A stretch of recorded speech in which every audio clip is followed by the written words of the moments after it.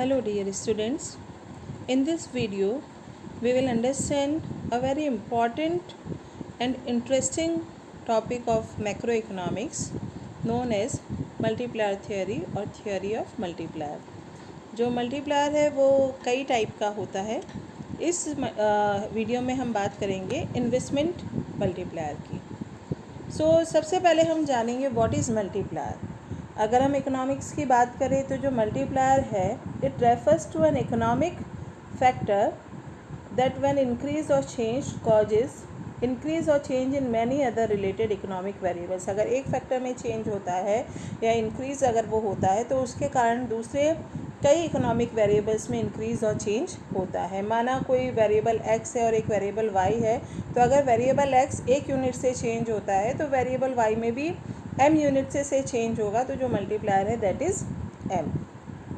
तो सबसे हम पहले बात करेंगे कि जो इकोनॉमिक्स में जो कंसेप्ट ऑफ मल्टीप्लायर है that was developed in early 1930s by F A. Kahn. इन्होंने जो कंसेप्ट दिया था multiplier that was concept of employment multiplier. इनके हिसाब से जो मल्टीप्लायर था एम्प्लॉयमेंट मल्टीप्लायर, उसमें क्या था कि अगर एम्प्लॉयमेंट में इनिशियल इंक्रीज़ अगर किसी लेवल पे होता है तो उससे बहुत ज़्यादा इंक्रीज़ बाद में एम्प्लॉयमेंट में होता है। मतलब अगर थोड़ा सा एम्प्लॉयमेंट बढ़ा तो एम्प्लॉयमेंट में जो इंक्रीज़ होएगा, इनिशियल एम्प्लॉयमेंट अगर थोड़ा सा भी बढ़ता है तो लेटर ऑन जो एम्प्लॉयमेंट में इंक्रीज़ है वो इनिशियल एम्प्लॉयमेंट से बहुत ज़्यादा होगा। तो इसको उन्होंने कहा एम्प्लॉयमेंट मल्टीप्लायर। पर जो कीन्स है उन्होंने एक डिफरेंट मल्टीप्लायर का कंसेप्ट दिया जिसको हम कहते हैं इन्वेस्टमेंट मल्टीप्लायर और इनकम मल्टीप्लायर। जो कीन्स ने कंसेप्ट दिया मल्टीप्लायर का, तो कीन्स के हिसाब से जो एसेंस था मल्टीप्लायर का वो ये था कि जो total increase in income output और employment is manifold the original increase in investment. जितना हम इन्वेस्टमेंट में इनिशियल इंक्रीज़ करते हैं उसके मल्टीपल टाइम्स में उसके कई गुना इनकम आउटपुट और एम्प्लॉयमेंट में इंक्रीज़ होता है। तो इसको इन्होंने नाम दिया इन्वेस्टमेंट मल्टीप्लायर। तो उन्होंने अगर कहा कि जैसे अगर इन्वेस्टमेंट हमने इनिशियल इन्वेस्टमेंट ₹100 करोड़ के बराबर किया तो जो इनकम है that will not rise by ₹100 crore but a multiple of it. माना कि 100 करोड़ रुपीज़ का इनिशियल इन्वेस्टमेंट है तो जो इनकम है that is increase by ₹300 crore. तो इनिशियल इंक्रीज इन्वेस्टमेंट में इंक्रीज़ कितना है 100 और इनकम कितना बढ़ा 300 से। तो जितना चेंज इनिशियल इन्वेस्टमेंट में है उससे ज़्यादा चेंज इनकम में है। तो जो मल्टीप्लायर है वो क्या है, it is the ratio of increment in income to the increment in investment. तो अगर हम हमारी बात करें तो इन्वेस्टमेंट अगर इंक्रीमेंट इन इनकम इज़ 300 और जो इंक्रीमेंट इन इन्वेस्टमेंट है वो 100 था, तो जो मल्टीप्लायर होगा दैट इज़ 3। जो वैल्यू ऑफ मल्टीप्लायर है दैट इज़ 3। तो 300 क्या है, चेंज इन वाई, और 100 क्या है, चेंज इन आई। तो जो मल्टीप्लायर का फॉर्मूला है जिसे हम डिनोट करते हैं के से, it is change in Y upon change in I where K stands for multiplier. तो जो मल्टीप्लायर है that is the ratio of increment in income to the increment in investment. Increment in income को हम लिखते हैं change in Y से, increment in investment को हम लिखते हैं चेंज इन आई से, और जो के है इट शोज़ आवर मल्टीप्लायर। जो के है इट स्टैंड्स फॉर मल्टीप्लायर। तो जो के है it is equal to change in Y upon change in I. अब ये कैसे होता है कि जो इनकम इंक्रीज इन इनकम है that is many times more than the initial increase in investment. तो माना कि जो गवर्नमेंट है वो कोई इनिशियल इन्वेस्टमेंट एक्सपेंडिचर करती है ₹100 करोड़ का। माना कोई वो रोड बना रही है, कोई ब्रिज बना रही है ना। तो अब जब वो गवर्नमेंट ये पब्लिक वर्क पे पैसा खर्च कर रही है, जैसे रोड ही बना रही है, तो उसके लिए गवर्नमेंट क्या करेगी जो लोग इस काम को करने में कंट्रीब्यूट कर रहे हैं गवर्नमेंट उनको रिम्यूनरेशन पे करेगी, उन फैक्टर्स को रिम्यूनरेशन पे करेगी। तो जो टोटल कॉस्ट है गवर्नमेंट की वो क्या होगी, ₹100 करोड़। और इसका मतलब क्या है, जो फैक्टर ऑफ प्रोडक्शन है उनको गवर्नमेंट 100 करोड़ दे रही है। तो जो लोग उस काम में एंगेज हैं उनकी इनकम कितनी हो गई, ₹100 करोड़। ठीक है, अब क्या है, यहीं पे ये ख़त्म नहीं हो रहा है कि 100 करोड़ का हमने इन्वेस्टमेंट किया, 100 करोड़ लोगों की इनकम होगी, ये यहाँ नहीं ख़त्म हो रहा है। अब क्या होगा, जिन लोगों को 100 करोड़ रुपए मिल रहे हैं वो क्या करेंगे, उस इनकम का एक बहुत अच्छा पार्ट कंज्यूमर गुड्स पे स्पेंड करेंगे। They will buy goods and services for their consumption, और उनका कंजम्पशन डिपेंड करता है मार्जिनल प्रोपेंसिटी टू कंज्यूम पे। अगर इनकम में चेंज हो रहा है तो कंजम्पशन में कितना चेंज होगा, that is known as marginal propensity to consume. माना हम ये मान के चल रहे हैं जो मार्जिनल प्रोपेंसिटी टू कंज्यूम है दैट इज़ 4/5, या जिसको हम कहते हैं 0.8। जो मार्जिनल प्रोपेंसिटी टू कंज्यूम है वो 4/5 है या 0.8 है। तो अगर उनकी 100 करोड़ रुपीज़ इनकम है और जो मार्जिनल प्रोपेंसिटी टू कंज्यूम 4/5 या 0.8 है, तो इसका मतलब क्या है, 100 में से they will spend 80 crore rupees on consumer goods. तो ये जो 80 करोड़ रुपए हैं वो किसकी इनकम हो जाएगी, जो इन लोगों को वो कंज्यूमर गुड्स प्रोवाइड कर रहे हैं। पहले जो फैक्टर्स ऑफ प्रोडक्शन जो गवर्नमेंट के पब्लिक वर्क में एंगेज थे उन्हें 100 करोड़ रुपए मिले, उसको वो कंजम्पशन के लिए खर्च करेंगे, तो उन्होंने 80 करोड़ रुपए कंजम्पशन पे खर्च किए। और जिन लोगों ने उनको वो कंज्यूमर गुड्स प्रोवाइड कराई उनकी इनकम कितनी हो गई, 80 करोड़।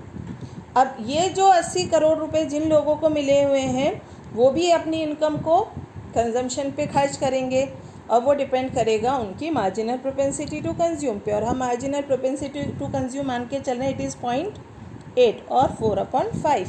तो इसका मतलब क्या है, 80 का 0.8 जो है वो 0.8 जो 0.8 है मार्जिनल प्रोपेंसिटी टू कंज्यूम है, तो इसका मतलब क्या है, 64 करोड़ रुपीज़ वो कंज्यूमर गुड्स पे खर्चा करेंगे।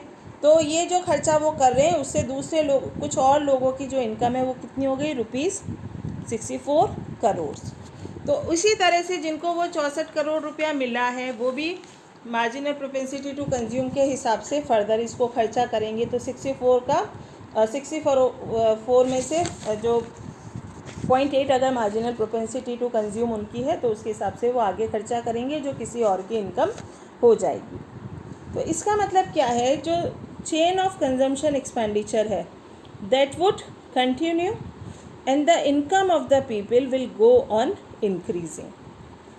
आ रही है वो समझ में, जैसे पहले 100 हुई इनिशियल इनकम, फिर दूसरे लोगों की 80 हो गई, फिर उसके बाद कुछ लोगों की 64 हो गई, और इस तरह से जो इनकम में इंक्रीज़ है वो चलता रहेगा। जैसे जैसे कंजम्पशन एक्सपेंडिचर लोगों का बढ़ता रहेगा और income of the people will go on increasing.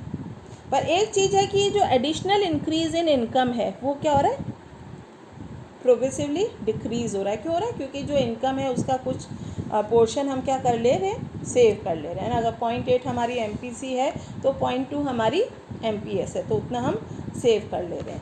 But ये है कि जो इनकम है that will not increase by only ₹100 crore जो कि इनिशियल इन्वेस्ट किया गया था, but by many times more, 100 से कई गुना अधिक जो इनकम है वो बढ़ेगी।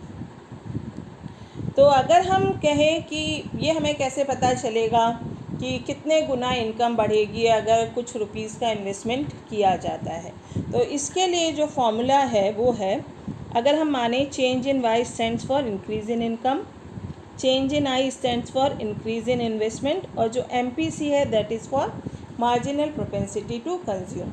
तो जो इन्वेस्टमेंट मल्टीप्लायर का फॉर्मूला है वो होगा change in Y is equal to change in I multiplied by 1/1 minus MPC, या इसको हम लिख सकते हैं I इधर नीचे आ गया, change in Y upon change in I is equal to 1/1 minus MPC। अब ये अभी हमने पढ़ा था कि change in Y upon change I stands for it measures the size of multiplier K is equal to change in Y upon change in I. तो इसको हम लिख सकते हैं, साइज ऑफ मल्टीप्लायर को कैसे निकाल सकते हैं हम, K is equal to 1/1 minus M P C, या इसको आप ये भी जानते हो, इसको हम ये भी लिख सकते हैं 1/MP/S, क्योंकि 1 minus M P C is equal to MP/S। तो ये हो गया हमारा साइज ऑफ मल्टीप्लायर। ठीक है, तो अगर MPC 0.8 है तो साइज ऑफ मल्टीप्लायर कितना होगा, 1 माइनस 0.8, 1/0.2, तो जो K है इट इज़ इक्वल टू 5। तो अगर जो इनिशियल इन्वेस्टमेंट 100 करोड़ का है तो इंक्रीमेंट इन इनकम कितना होगा, 5 गुना।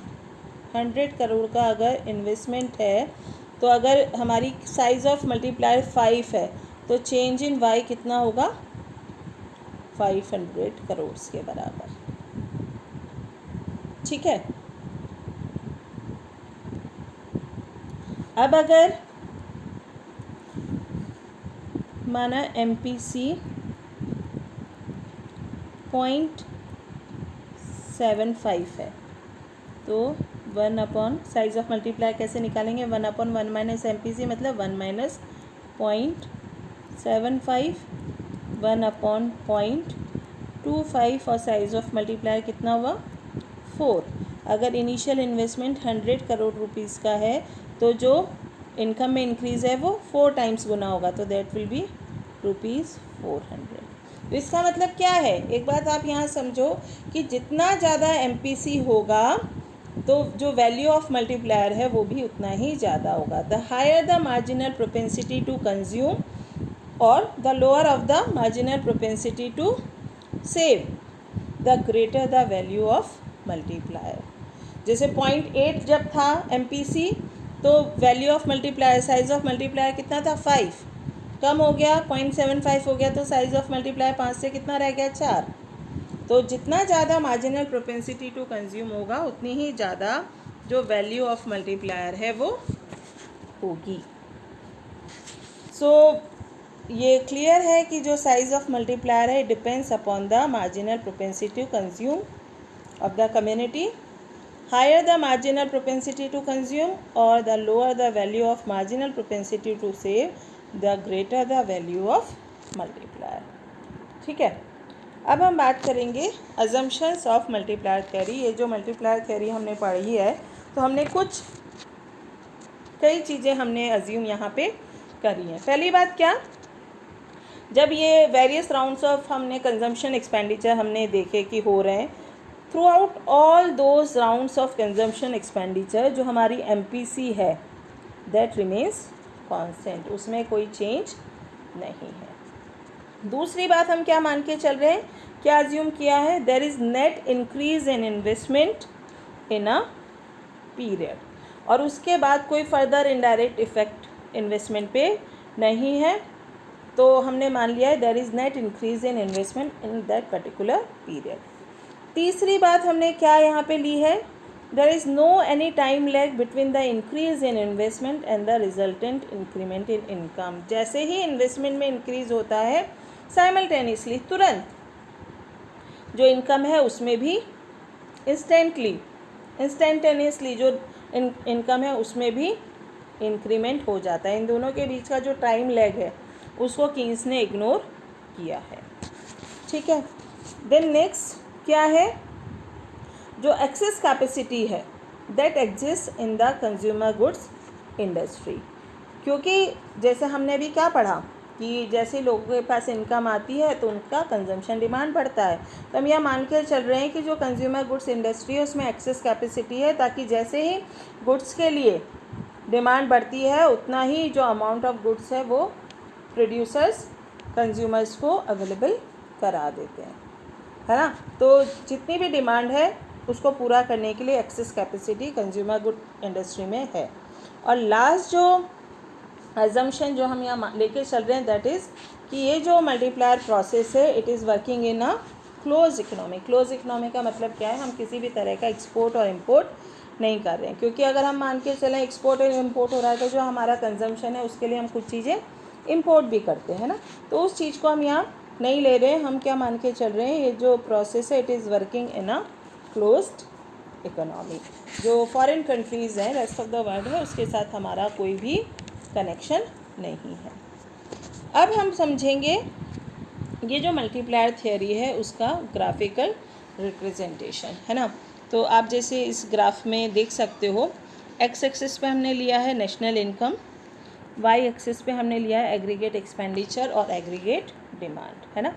ये जो 45 डिग्री लाइन है इट इज़ अवर जो एग्रीगेट सप्लाई लाइन है हमारी, वो है C+S, है ना। और C हमारा it is our consumption function curve, C+I जो है it is our aggregate demand curve. तो जो इनिशियल इक्विलिब्रियम है that is on point E, ठीक है, जहाँ पे C+I कर्व जो है एग्रीगेट डिमांड कर्व जो है वो एग्रीगेट सप्लाई कर्व को कट कर रहा है ना। और उसमें जो equilibrium level of national income है that is OY1। Now there is a change in investment, है ना। हमारा जो इन्वेस्टमेंट है उसमें चेंज हो रहा है। अच्छा, एक और चीज़ हमने मान के चला है कि यहाँ जो MPC है दैट इज़ 1/2 और 0.5, है ना। यहाँ पे MPC हम मान के चलते हैं मल्टीप्लायर थियोरी में, तो जो MPC है दैट इज़ गिवन 1/2 और 0.5। अब क्या है, इनिशियल इक्विलिब्रियम जो है नेशनल इनकम का वो कहाँ है, OY1 पे, है ना। अब जो इन्वेस्टमेंट है वो बढ़ता है, कितना, जो चेंज इन इन्वेस्टमेंट है that is equal to EH। अब इन्वेस्टमेंट में चेंज होते ही हमारा जो एग्रीगेट डिमांड कर्व है दैट विल शिफ्ट अपवर्ड। पहले हमारा एग्रीगेट डिमांड था C+I, अब क्या है एग्रीगेट डिमांड का C+I'। इन्वेस्टमेंट बढ़ते ही ये जो हमारा एग्रीगेट डिमांड कर्व है वो अपवर्ड शिफ्ट हो गया नए पोजीशन पे। और ये जो न्यू एग्रीगेट डिमांड कर्व है it cuts the aggregate supply curve at point F, है ना। तो जो इक्विलिब्रियम लेवल ऑफ इनकम है हमारा OY1 से कितना हो गया, OY2। जो equilibrium level of national income which was OY1 now it has become OY2। तो change in investment is equal to EH and change in Y is equal to Y1 Y2, ठीक है। तो as a result of increase in investment equal to EH, income has increased by Y1 Y2। और figure में आप देख सकते हो बहुत clearly, it is seen in the figure, change in Y, ये जो है this gap, change in Y is greater than change in I। ये जो लेंथ है इसे लगभग दुगना ही है ना। अगर MPC 0.5 है तो जो वैल्यू ऑफ मल्टीप्लायर निकलेगी ना 1/1 माइनस 0.5, तो 1/0.5, तो value of size of multiplier कितनी है 2। तो जो EH है इससे जस्ट डबल आपका ये जो लेंथ है Y1 Y2 के बीच में वो है ना। तो जितना चेंज इन्वेस्टमेंट में हुआ उससे डबल चेंज इनकम में हुआ, क्योंकि यहाँ हम क्या मान के चल रहे हैं, जो प्रोपेंसिटी टू कंज्यूम है that is marginal propensity to consume क्या है 0.5 है। तो जितना इन्वेस्टमेंट में चेंज होगा उससे डबल इनकम में चेंज होगा। तो साइज ऑफ मल्टीप्लायर यहाँ पे कितना हो गया, it will be equal to 2। तो ये है हमारा इन्वेस्टमेंट मल्टीप्लायर। जब इन्वेस्टमेंट में इंक्रीज़ होता है तो उसके मल्टीपल टाइम्स में जो इनकम है उसमें चेंज होता है। सिर्फ जितना चेंज इन्वेस्टमेंट में हुआ है उतना ही इनकम में चेंज नहीं होगा। अगर इन्वेस्टमेंट 100 रुपये से बढ़ा है तो इनकम सिर्फ 100 रुपये से नहीं बढ़ेगी बल्कि उसके मल्टीपल टाइम्स में बढ़ेगी। और उसका जो साइज़ है वैल्यू ऑफ मल्टीप्लायर वो डिपेंड करता है मार्जिनल प्रोपेंसिटी टू कंज्यूम पे। जितना ज़्यादा मार्जिनल प्रोपेंसिटी टू कंज्यूम होगा उतनी ही ज़्यादा वैल्यू होगी मल्टीप्लायर की। So this is all about investment multiplier. अगर आपको कोई डाउट है तो आप कमेंट सेक्शन में पूछ के उस डाउट को क्लियर कर सकते हैं। So thank you very much for watching.